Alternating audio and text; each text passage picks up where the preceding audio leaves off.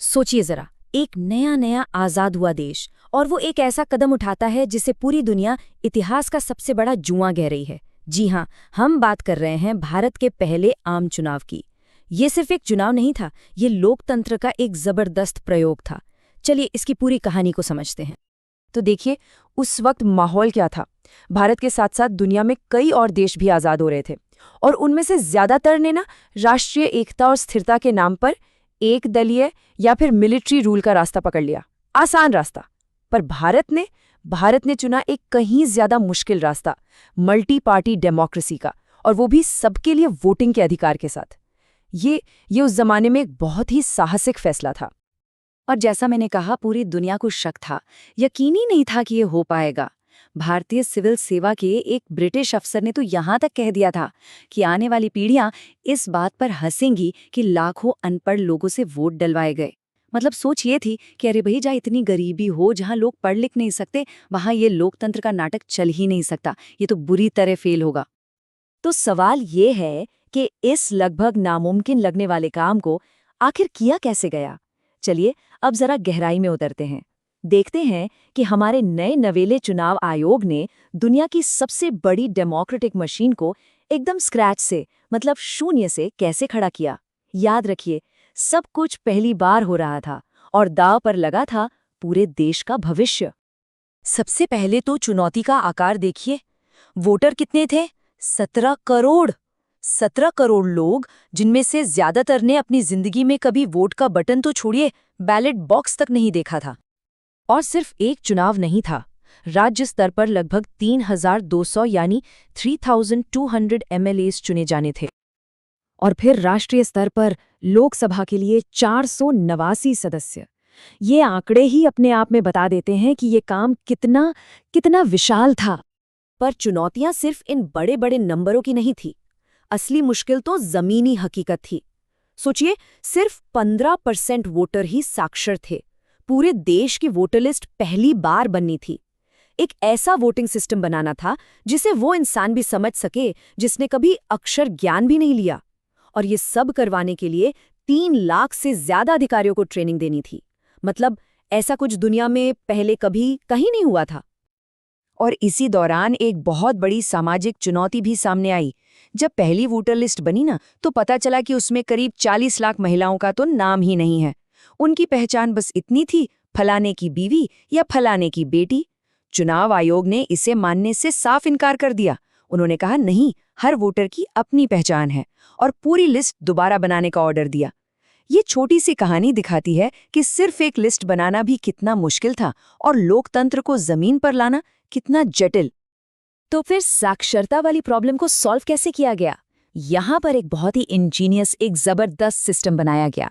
तरीका ये था कि हर कैंडिडेट के लिए एक अलग बैलेट बॉक्स होगा, और हर बॉक्स पर उस कैंडिडेट का अपना चुनाव चिन्ह, उसका सिंबल छपा होगा।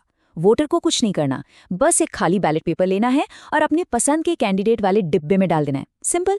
और इस काम के लिए पता है 20 लाख स्टील के बक्से बनवाए गए थे। तो इतनी बड़ी, इतनी मुश्किल प्रक्रिया के बाद आखिर वो दिन आया जब नतीजे घोषित हुए। और नतीजे सच कहें तो बहुत हैरान करने वाले नहीं थे। मुकाबला तो था, लेकिन आज़ादी की लड़ाई की विरासत जिसके साथ थी, एक साफ विजेता उभरकर सामने आया। अब ये बहुत दिलचस्प है, जरा इन आंकड़ों को देखिए। कांग्रेस को कुल वोटों का मिला 45%, 50% से कम। सोशलिस्ट पार्टी को मिले 10%, और बाकी पार्टियों को भी वोट मिले। इसका सीधा सा मतलब ये था कि आधे से ज्यादा वोटरों ने कांग्रेस के खिलाफ वोट दिया था। तो फिर कांग्रेस को इतनी सीटें कैसे मिली? इसका जवाब है हमारे चुनावी सिस्टम में, जिसे फर्स्ट पास्ट द पोस्ट कहते हैं। इसी सिस्टम की वजह से कांग्रेस का 45% वोट शेयर सीटों में बदलकर हो गया 74%, यानी लगभग 3/4 सीटें। और दूसरी तरफ 10% वोट पाने वाली सोशलिस्ट पार्टी को 3% सीटें भी नसीब नहीं हुई। तो कांग्रेस के इस दबदबे की वजह क्या थी? पहली और सबसे बड़ी वजह, आज़ादी की लड़ाई की विरासत। वो राष्ट्रीय आंदोलन की वारिस थी। उसका संगठन देश के कोने कोने में, गांव-गांव तक फैला हुआ था। और हाँ, जवाहरलाल नेहरू जैसा करिश्माई लीडर था। पर सबसे जरूरी बात ये थी कि कांग्रेस उस वक्त एक इंद्रधनुषी गठबंधन जैसी थी। मतलब उसमें किसान भी थे, उद्योगपति भी, ऊंची जाति वाले भी, नीची जाति वाले भी। हर तरह के लोग खुद को कांग्रेस से जुड़ा हुआ महसूस करते थे। अच्छा, तो क्या इसका मतलब ये है कि एक ही पार्टी का राज था और लोकतंत्र बस नाम का था? जी नहीं, बिल्कुल नहीं। और यही भारत के लोकतंत्र की खूबसूरती थी। कांग्रेस के इस विशाल दबदबे के बावजूद एक मजबूत विपक्ष की आवाजें भी उठ रही थीं और वो आकार ले रही थीं। और इसका सबसे बड़ा सबूत मिला केरल में। 1957 के चुनावों में कम्युनिस्ट पार्टी ने केरल में सरकार बना ली। सोचिए, दुनिया में पहली बार कहीं पर लोकतांत्रिक तरीके से चुनाव जीतकर एक कम्युनिस्ट सरकार बनी थी। हाँ, ये बात और है कि 1959 में केंद्र की कांग्रेस सरकार ने इस सरकार को बर्खास्त कर दिया, जो आज भी एक विवादास्पद फैसला माना जाता है। लेकिन एक बात तो साबित हो गई थी कि बैलेट बॉक्स में इतनी ताकत है कि वो सरकार बदल सकता है। और ये जो शुरुआती विपक्षी पार्टियां थी ना, जैसे सोशलिस्ट पार्टी, कम्युनिस्ट पार्टी और भारतीय जनसंघ, आज की जो ज्यादातर गैर कांग्रेसी पार्टियां हैं, उनकी जड़ें इन्हीं पार्टियों में मिलती हैं। इनकी विरासत आज भी हमारी राजनीति का एक अहम हिस्सा है। तो चलिए, अब इस अनोखी सिचुएशन को समझते हैं। एक ऐसा सिस्टम जहां एक पार्टी का दबदबा भी है और लोकतंत्र भी मजबूती से काम कर रहा है। ये कैसे मुमकिन हुआ?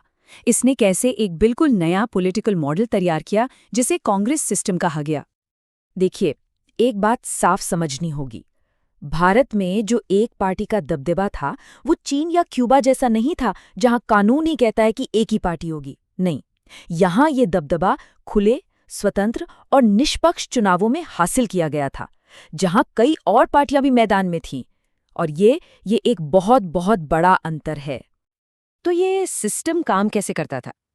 इसकी चाबी एक शब्द में है, गुट या फैक्शंस। कांग्रेस पार्टी बाहर से भले ही एक दिखती हो, पर अंदर से वो कई समूहों का एक गठबंधन थी। हर गुट की अपनी अलग विचारधारा थी, अपने लीडर थे।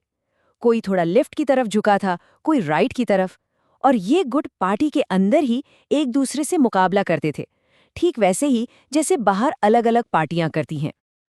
और इसी वजह से पॉलिटिकल एक्सपर्ट्स इस दौर को कांग्रेस सिस्टम कहते हैं, क्योंकि चुनावी मुकाबले के उस पहले दशक में कांग्रेस ने सत्ताधारी पार्टी का रोल भी निभाया और विपक्ष का भी। मतलब सरकार भी वहीं थी और सरकार का सबसे बड़ा आलोचक भी उसी के अंदर मौजूद था।